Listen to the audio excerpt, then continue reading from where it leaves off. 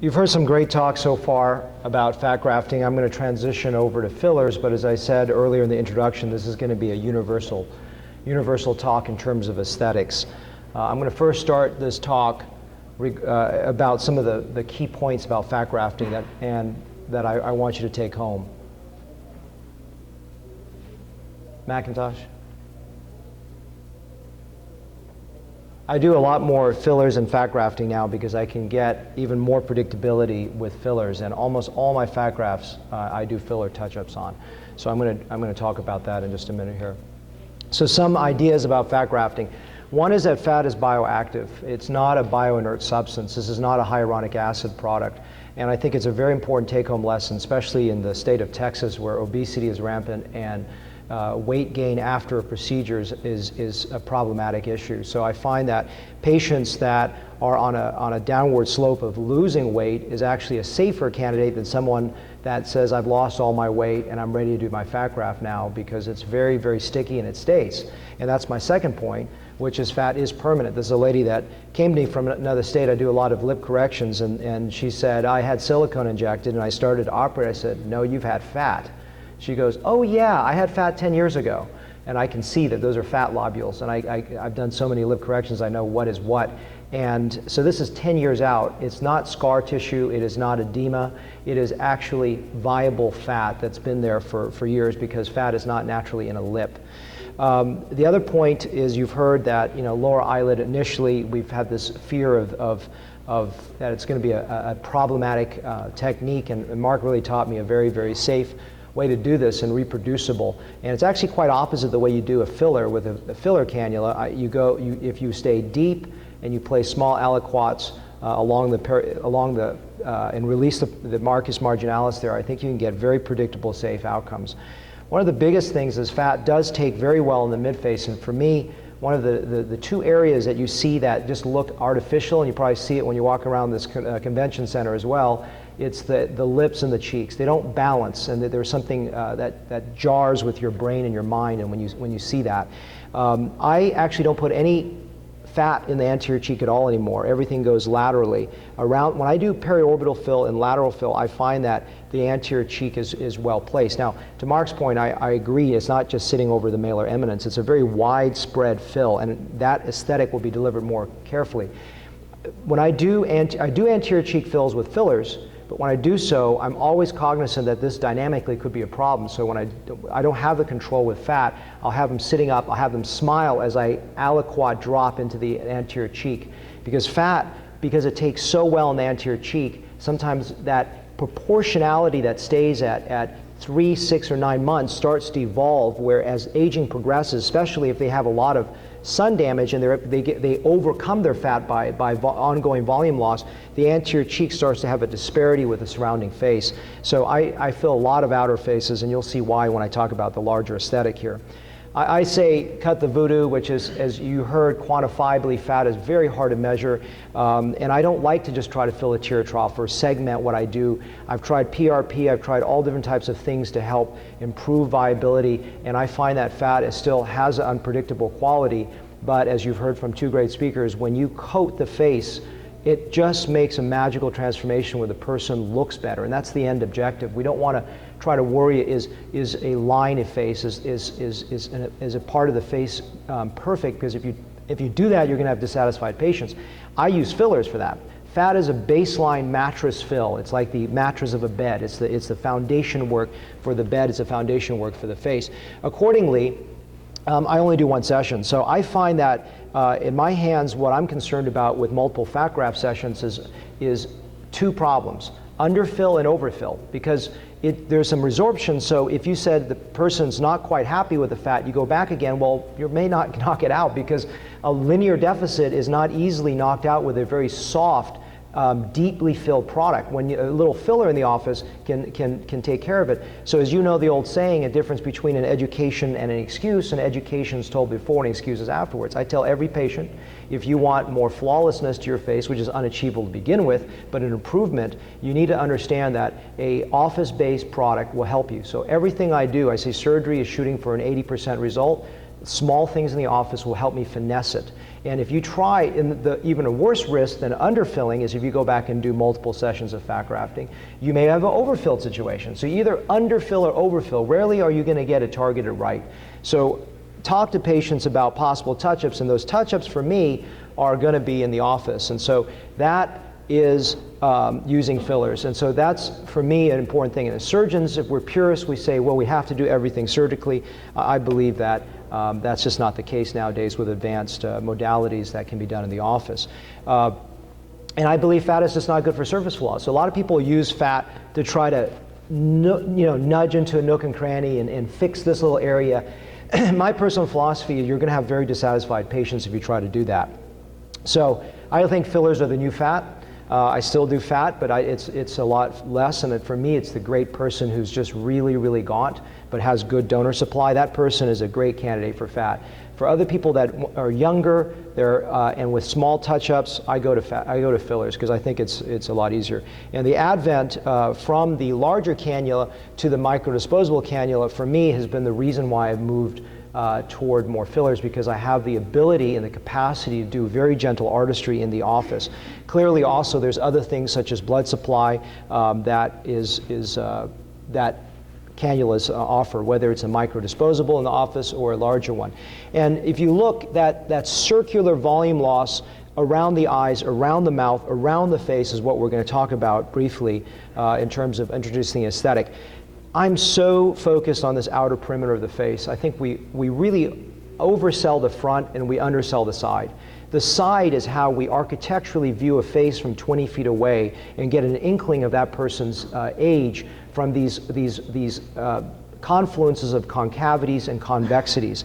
And so I like to talk about actually these circles, and if you think about these circles, that is really what I'm focused on. If you saw my live injection of the night, that's what I'm really focused on. For me, it's like a frame to the face. And that framing is so important. And we go back to that initial photo, you can see that framing element that's there. And then also, as you've heard probably either in my talk or other talks, the concept of inverting that shape. So in some examples, we'll talk about inverting that shape, which is important in my opinion. You've also heard things about the OG. And I think the OG is important, but in my opinion it's overrated because it's really the anterior face. When you focus on the anterior face, that is how we interact with each other on a social professional level, and I think that's how we have to view our results. Another trick for you guys that are doing volume, I personally believe that when we use fill flash, we blow away our results and you can't see them, because in a real life encounter we're dealing with overhead lights. Right now when I evaluate you, I'm not evaluating you with a flash, I'm evaluating you with the over down top down light. Now too much light creates too much shadow and it's also not good. You have to have a very small room that's white balanced and has you have to play with that lighting to make sure you can show your results. So the concept here is filling these zones 1, 2, and 3. We're going to go a little bit more into detail about filling those zones and that perimeter work, which is really and not out there, because that's where the fatter part of that inverted egg is. And when you're really looking at the zone right here, what you're seeing is this is at the temple juncture a convexity with two concave patterns, and that little pattern needs to be changed to a relatively confluent convexity, and that I think makes a huge impact overall in the aesthetic result of someone. So these are the frame elements. We're going to go into a little bit more detail, some new concepts that I just presented once in Las Vegas, and then filling around the perimeter there. The temple fill, whenever I fill a temple, you always want to go back to the lateral, go back to the central view, so the frontal view. So I'll fill a little bit of the temple, come back and look at the patient from a frontal view, because that's how we interact. And you can overfill a patient if you're just always from the surgeon's side, which is lateral, right? If you're always lateral, you're not going to see it. So I'm always re-engaging with the patient from a frontal view as I fill. And so that's important. And then just filling the cheek, as you heard, where I'm focused more now is that outer portion. I don't really do too much in this zone anymore. I really focus here unless someone's truly deflated. I'll start here, see what changes here, and then go here and here. So that is the under eye and the anterior cheek. And that's really where I am now, that modification here, 1, 2, and 3. from an older idea. So again, I have the slide one more time. I'm really wary of the anterior cheek. You can always come back and fill it, but I feel that the support of the outside is so, so important. So let's talk about framing the eye. A new concept that I've come up with this year is rethinking those circles as triangles, asymmetric triangles. And I believe, if I can advance this here. Julian, can you help me advance this? I'm not sure why it's not going forward. Oh, and we're done. Now, so as the slide comes up here, I want to talk about the triangulation. What happened over back there? Is it jammed? All right, so as that comes back up, the circle can be refined with the concept of two asymmetric triangles. Essentially what that is, it's perfect. Okay, so the initial circle, I like to talk about this asymmetric triangle, where you have a shorter limb medially, focused on the apex where that supraorbital notch is, and then a longer lateral limb, and the exact opposite, a longer medial limb and a shorter lateral limb. So when I start to fill now, whether it's a fat graft or a filler, I start with this position. Now here's the reason why. If we start to look at this as brow descent, where there's this ptotic outer brow, it's really what it is oftentimes that can be masked is this notch. When I fill this notch, this changes the angle to be more, instead of a triangle, into a horizontal shape. So I'll fill this little notch, look at it, fill a little bit more laterally if I need to. And a lot of times, in 90% of the cases, I fill that and we're done. But if I fill a bit here, fill a bit here, and fill a bit here, I inch going out this way.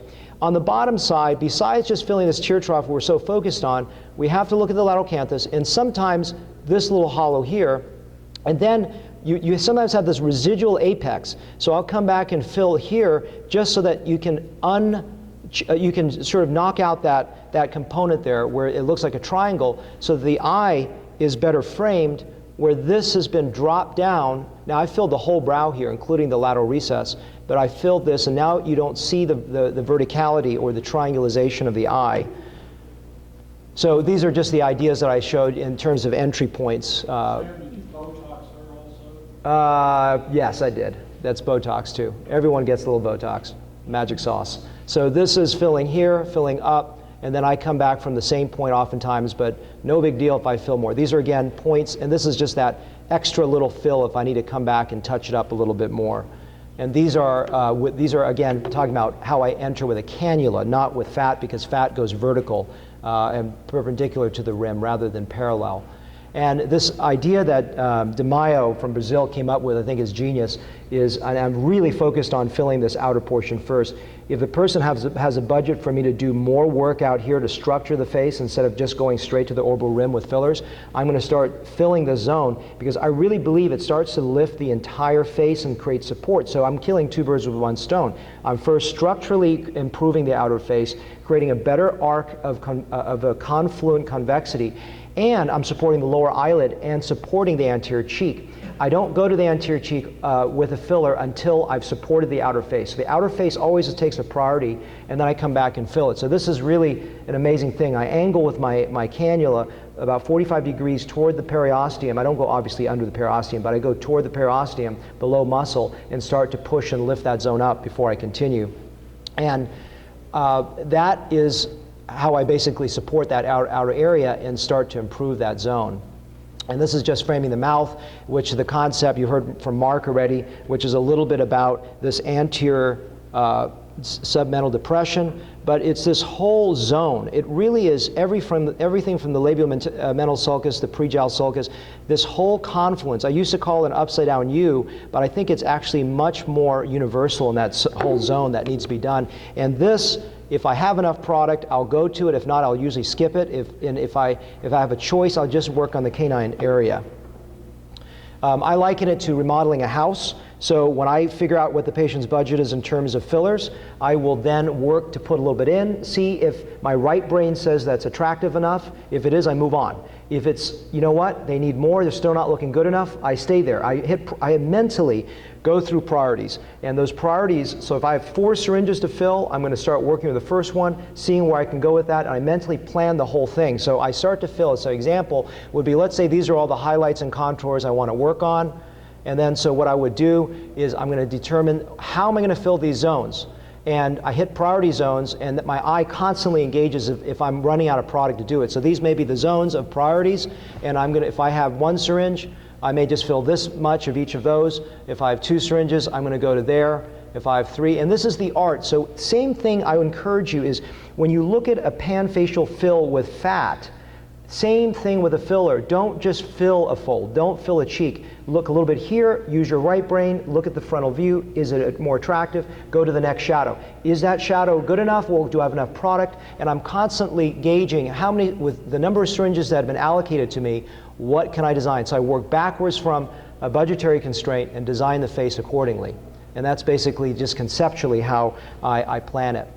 And I believe everything is asymptotic. So in other words, I am never going to get to perfection, and I tell a patient that on the front end, because people say in the past, you know, you've filled my lower eyelid 4 times and I still have a little line there. And so now I tell every patient, I'm not going to efface everything. I'm just going to improve. I say I take 2 steps back and 2 steps forward and 1 step back, no matter what modality I use. I like this vibration device. I don't have any affiliation with the company. No disclosure whatsoever for anything, and it allows me to get very far into the zone to vibrate in that area and still be far away with the assistant's hand. The assistant's holding this, not me. And then I like this other product. Again, I don't have any affiliation with them. I spray every patient with this, and really the CEO told me within a second it kills all the viruses, funguses, and bacteria. So I wipe them down with chlorhexidine, then I spray them. It's safe in the eyes, safe in the mouth, and then you don't even have to let it dry. You can start working. So just some very quick examples. We're finishing, we're running out of time. This is my assistant just reshaping the face, ovalizing it. I like the word oval, so we're ovalizing the face. This is a little heavier jowl, so I've restructured it. Obviously framing the eye and the mouth. Sorry, she has a little bit more makeup. She was on a news show with me, but this is taking a square face and ovalizing it, framing the eyes. This is taking a square face and ovalizing it. And this is all just done with fillers. This is 36 on the left and 42 on the right. This is ongoing filling, just reshaping the oval. And this is the one you saw before, 49 years old. This is taking a face that's had an overdone brow lift, and this is 53 on the left, 60 on the right. And this is ongoing filling to resculpture the face to make it top heavy instead of bottom heavy. So I always encourage everyone that I lecture to really seriously consider not just filling for the sake of filling, but engaging your artistic side to see what is worthwhile. Thank you.